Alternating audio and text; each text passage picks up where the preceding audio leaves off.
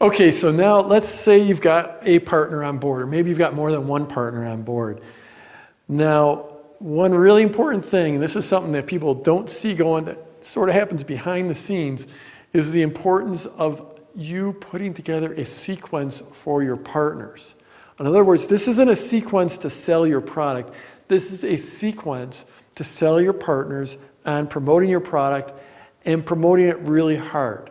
So, it's one thing for them to mail, to send out one email for your product, for your pre-launch, sending people to your first piece of pre-launch content.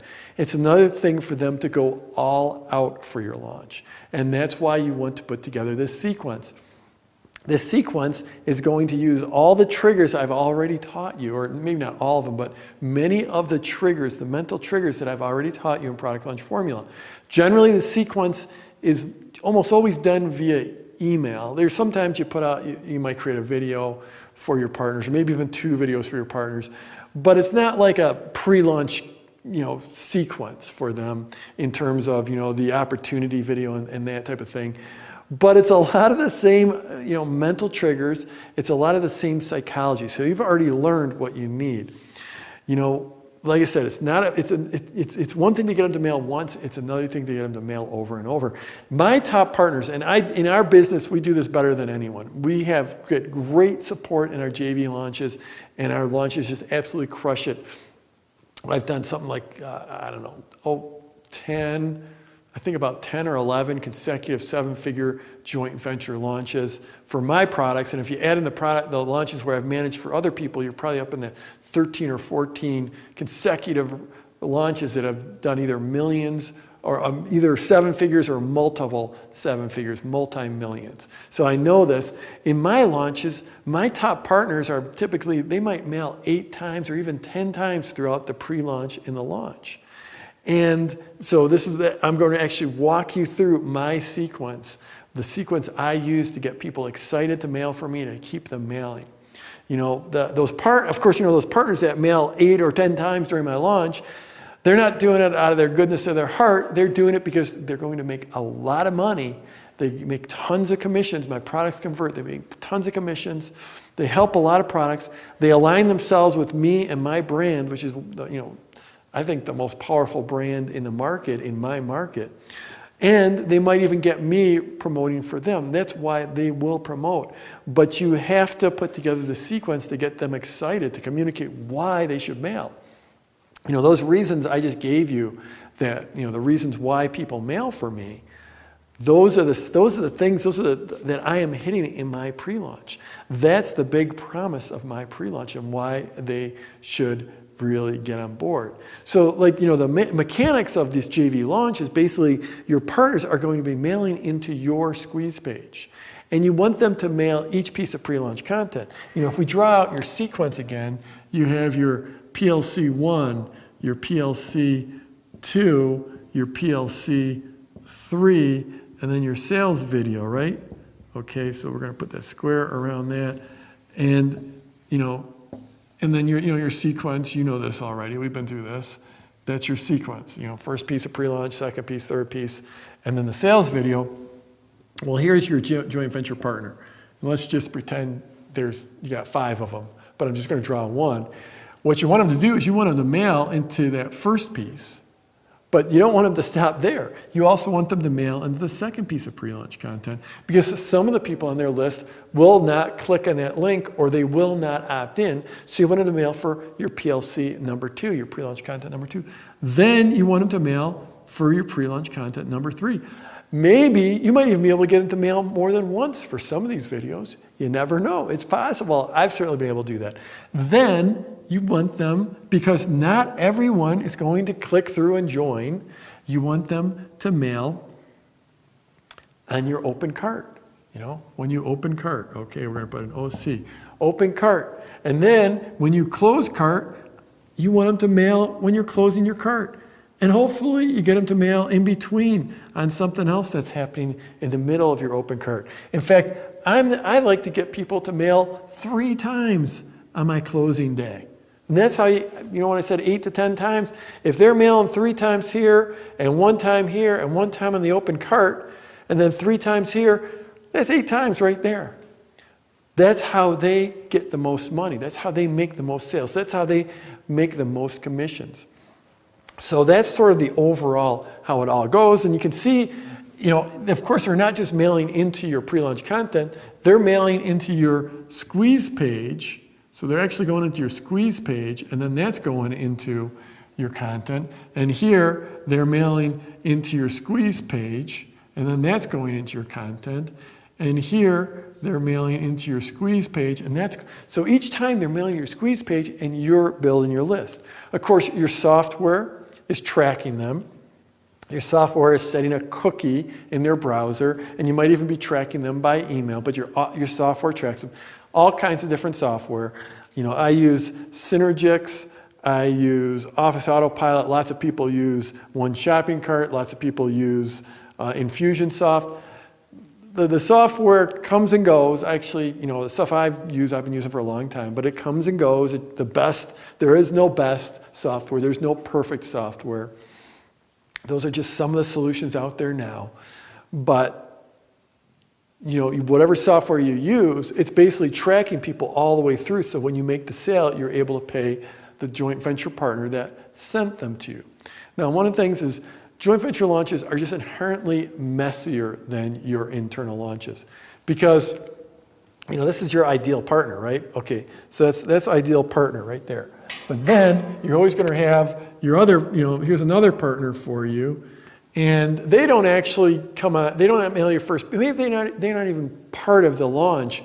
But then they're watching the market, they're watching other people mail, and they see what's happening, and they notice you here with your first piece of pre-launch content, they start to get excited about your second piece, and they get a hold of you, and they say, hey, I want to promote for you. And you're like, okay, great. You're 4 days into your pre-launch already, and you're about to release PLC 3. Now they might just come on board and mail your third piece and mail it your sales video. Are you going to refuse, not let them do that? No, you're going to let them do that. But the thing is they're going to send their people into the third piece of pre-launch content. Or they might elect to mail people into your first piece, but now they're coming in later, and it's sort of a catch-up. And that's what I mean when I say that it's inherently messier. If you're doing an internal launch, you mail your list for each one of these. You might be mailing your list more than one time for each one of those. But with a joint venture launch, you can't assume that everyone will get, that your partners will mail for each piece. So inherently messier. Now, your number one job when you're in a JV launch is making money for your partners. If you go back to that first video where I was talking about joint ventures, I mentioned that, you don't want to practice on your joint venture partners. That's why you want to do the internal launch first. You want to make money for your partners. Don't screw this up. Don't test out an offer on them. Don't test out a sales video on them. Take care of them. Treat their list like gold. Think about how important your list is to you. And I want you to treat their list even more carefully than you treat your list. Because this is a leverage situation. If you have all these different JVs, okay, you got a whole bunch of JVs. Maybe you got 5 of them. And collectively, they might have whatever. They got 100,000 people or 200,000 people on their list. So you have to treat those lists like gold. So you have to put out great pre-launch content, and you got to make sure that your launch converts. Don't mess this up. Because if they mail for you and you don't convert for them and you don't make them money, they're not going to mail for you the next time around. And the word gets around. In any market, all these partners, they're all talking to each other. They might, and when they're talking to each other and your launch doesn't convert, they're not going to mail for you again going down the road. So take care of your partners, treat their list like gold. Just because it's not your list doesn't mean you can abuse it. You got to give them, a great pre-launch. You got to give them a great sales video and make sure you convert. That's why I say you don't want to start out with a joint venture launch. Now, every now and then I do see someone that's their first launch is a JV launch, and it works out, but it's not ideal. There's always going to be a few exceptions to the rules, a few superstars, and it'll work for them. But for the most part, you want to start off with that internal launch first. Another thing is, just putting the whole process together is a lot of work. Putting together an internal launch is plenty of work, but the thing is a joint venture launch is literally twice as much work as a regular. So your internal launch is right here, okay? Boom. We're gonna go with the red here. We're gonna, so here's your internal launch. It's just putting together your pre-launch content and your sales video. And that's a lot of work. So let's just call that work X. There's X amount of work. Managing this piece is 2X. So there is as much work right here managing the joint venture partners as there is putting together the pre-launch. And that's another reason why you want to do that internal launch first. You got to get it right. You have to get this piece right, and you don't want to come out with an offer that doesn't convert for people. Then there's lots and lots of small little decisions about this, about in a JV launch. Little tiny things like how you set the cookies and how you track and how you follow up. And in each one of those decisions, you can either favor your affiliate or favor your pocketbook. And I'm not going to claim I'm perfect, but I know within my team, my organization, we make those decisions almost every time for the affiliate. And when you do that and treat your affiliates well and make them a lot of money, then they're going to come back and promote for you. And that's why we do so well going forward.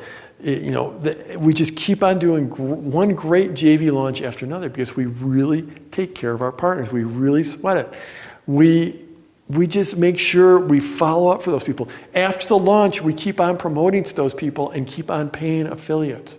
We always pay on time. Ever since 2005, we have paid on time every single month. We track like bloodhounds.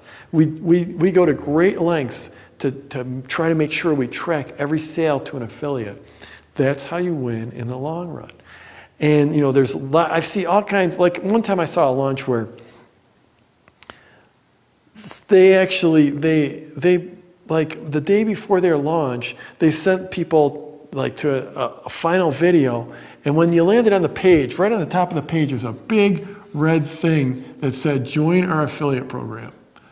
And so I'm mailing on this, and all of a sudden I'm mailing, and like the first thing people see in big and red on the top of the page is join our affiliate program. So everyone that I'm sending as all the people on my list I'm sending there, they end up joining the affiliate program. Then the next day, right when they opened up, an hour before they opened up, they sent an email out to their affiliates that said, oh, by the way, you're allowed to buy through your affiliate link. And essentially, that meant people could buy and get paid an affiliate commission on their own purchase. So they were able to get, I don't know, if it was 50% commission, they were able to get half off. So they not only told people, like, let my visitors, they not only gave them this offer to join their affiliate program, but then the next day they said, buy through your affiliate link and get half off. So all those people bought through their own link, got half off, and they didn't buy through my link. That's a way to screw over your partners, screw over your affiliates. If you think about it really hard, you can come up with all different kinds of ways to screw over your affiliates. And the more that you do that, well, it's just a one-time deal. You're not going to do well going forward if you screw over your affiliates. You got to take care of your affiliates. Your number one job in a JV launch is taking care of your partners and your affiliates. So in the next video, I'm going to walk you through how I put together my sequence for one of my launches to get my partners all excited to mail and keep on mailing over and over.